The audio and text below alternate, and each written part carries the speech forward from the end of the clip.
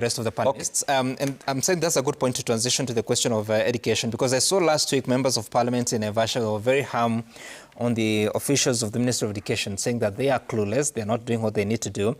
What is the issue, Mheshimiwa Gogoyo, with education? The education system in Kenya under this administration was bad, but it has shrunk even more.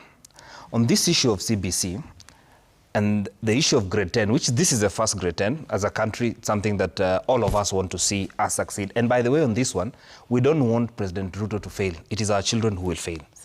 We are saying President Ruto, his trial and error mechanism of universal health care on education cannot be accepted to work. I'm the member of parliament for Kajiado North constituency. In my own planning, we have planned that NGCDF will do more classes in our constituency. Will not renovate, will do new classes.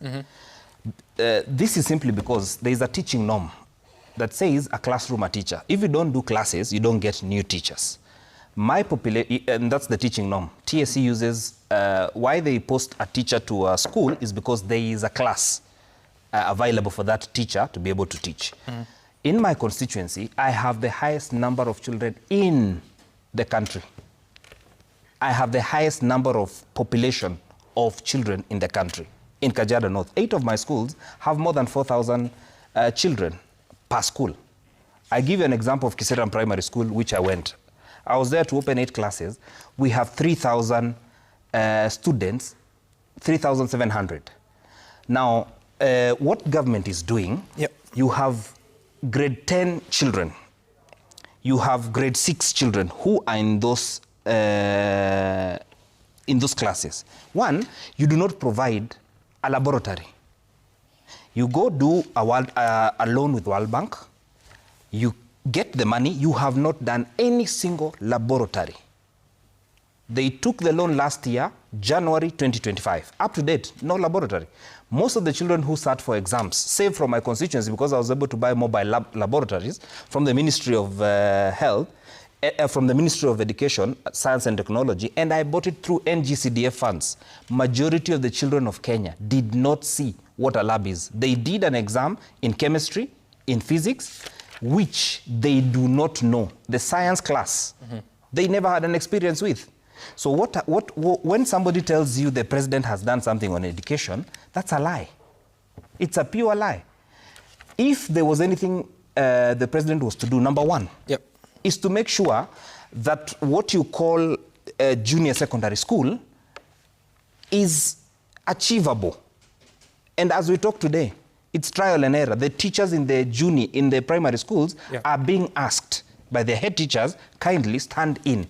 Science teachers are still a problem. Today, Ministry of Education is not facilitating for us to have science teachers. What we have is teachers who are teaching English, literature. English, literature. There are no science, there is a deficit. All right. Now sorry, the loan you're saying from the World Bank, how much was it?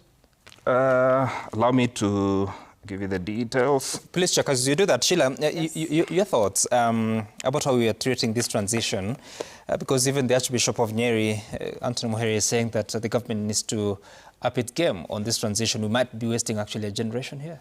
I think the one time that I saw members of parliament in Naivasha, let's give credit where it's due. I was so proud of them when they were trying to put the Ministry of Education in check and making sure that our children go to school. This is the one area that I agree with you that we cannot politicize. We need this administration to pass and pass with flying colors when it comes to education, because at the end of the day, if we don't get our children get access to the correct type of education, we don't have a future. Now, that being said, this is the first time we're ushering in grade 10 learners. It is normal that, the first time that we have a process coming into place, we have some teething problems. But they must be teething problems. They cannot be fundamental problems that we should have been prepared for up until this point. I was looking at the report and the questions that were being asked by members of parliament in Naivasha, from the mere fact that the CS of Education did not know how much it cost for a student to come from ECD, finish high school, and maybe have some post-high school education. You have to have a rough number and say plus or minus, because you're expecting parliamentarians to go budget and tell you, let's prioritize budgeting. When I put X amount of money, I'm sure X amount of children are going to be able to start ECD and actually finish up to the end. Secondly, you need teachers to teach these students, and you need the facilities to be prepared. So it is not the operational gaps, it is not the HR gaps, where you have teachers, a teacher who is teaching biology is now being taught to teach marine, something else that is going on. Yep. And you know what's going to happen? More than 50% of our students, based on the results that we just saw in 2022, are in day secondary schools. We'll start seeing a problem in this country where we'll have a very small percentage of students who are privileged and accessing privileged educational facilities go much higher than the rest of it, when we have the rest of the general population lagging behind. Sam, the one reputation Kenya has had was always about our education. I had the privilege of finishing high school and accessing education abroad, and I can tell you for free. When I said I was from Kenya and I presented my high school certificate, nobody ever questioned the integrity of my certificate. In fact, they said, yeah, Kenya is very well known to have very well-educated students. But now we're getting to the point where if we don't lose this, it affects just more than children not graduating. It is our reputation in the continent. It is the fact that we are moving to a world, to an economy where we have to be able to plan for education. I'm personally a big proponent. I love and I support the CBE system because I just think the 844 was too rigid. But if we don't get our act together, we are disadvantaging most of our population. And it doesn't take a lot to turn a country from the Kibaki free education era that we were climbing to go all the way down. I always say sometimes you look at these countries like DRC, you think they were born in war and turmoil. They used to be very stable countries where people could go to school and come back. So if we don't watch it and if we don't get our act together, we must be appalled by this. We must be upset by this. Our parents deserve to be able to have children who go to school. And I say, let the public schools, the ones that have the most number of students, get priority. Okay. Those are the ones. We don't all need to go to national schools and do it. Every single one of us has a God-given gift and right to access education. We cannot play with education. We cannot play with healthcare. And so those are the two topics that, for me, before you build the houses, before you do anything, I just want to see that education and healthcare are two areas where we are not playing around with. Sure. And now, our time is up. But 7 million euros. Sorry, one comment. 27 million euros. 27 million euro. I'll do the calculation. And they were meant to do laboratories. None has been done, you say. Okay, Sam, I must say this. I think our engagement with the Minister of Education was very, very useful. Yeah. And I think what was beautiful about it is the members of parliament were not complaining. They were becoming part of the solution. Each of them were telling the minister what needs to get done and where they saw gaps in their own individual constituencies and areas. And I know that the whole issue was raised that how are you doing the sending students to which schools? And he said, when they decided that these are STEM schools, they made sure that those schools had facilities.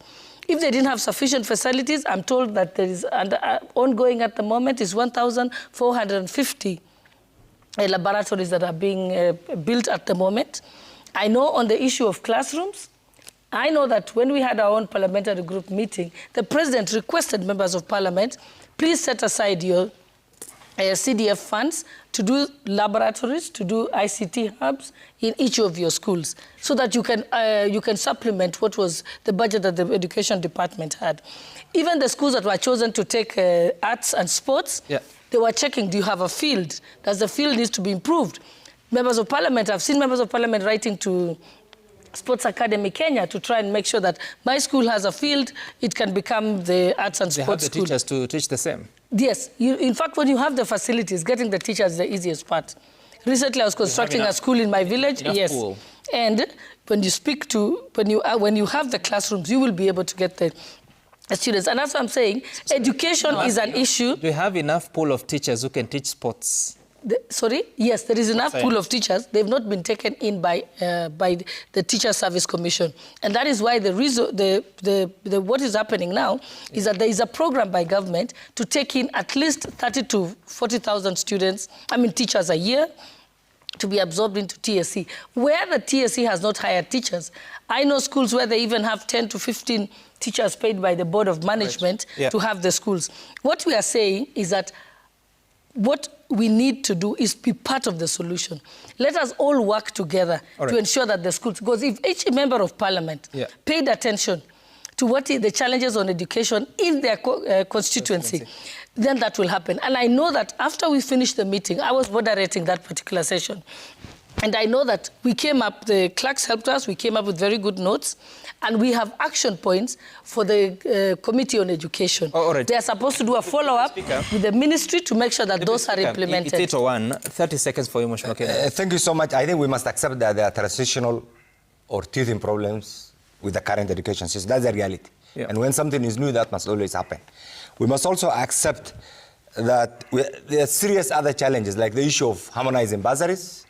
This needs to be attended to, and I think we must bite the bullet and say, look, we need to bring all these under one basket so that the Kenya education system actually is properly funded. Teacher distribution. Teacher distribution. The other bit, and I think the way I like to say the way she has put it, Kenya has been consistently voted as the best in human resource capital in Africa.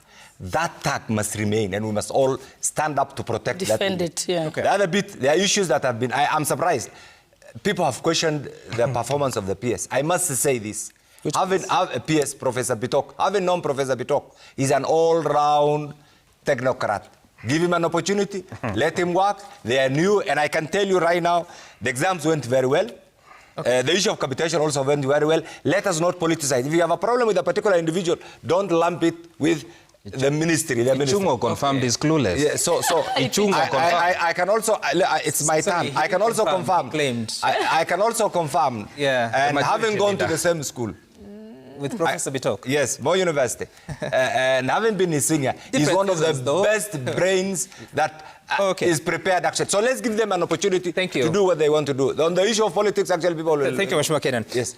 Professor Bitok and yourself went to Moi University at different seasons. I don't think you shared the lecture halls. I was your senior, so you understand.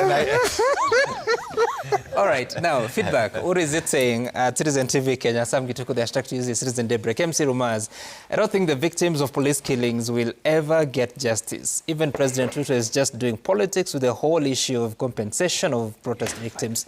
We still got killer cops roaming around. It's just politics, nothing much. Wow. Babu Michael, your mic is hot, Mheshimiwa Kenan.